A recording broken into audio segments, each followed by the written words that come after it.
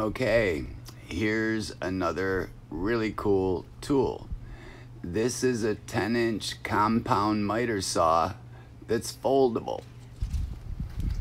So unlike my traditional one, this is only about 5 inches wide when folded, and it works like a champ.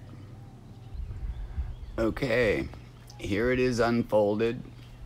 There's the base that it sits in when it is folded up. It works like a champ. I will show you in another second.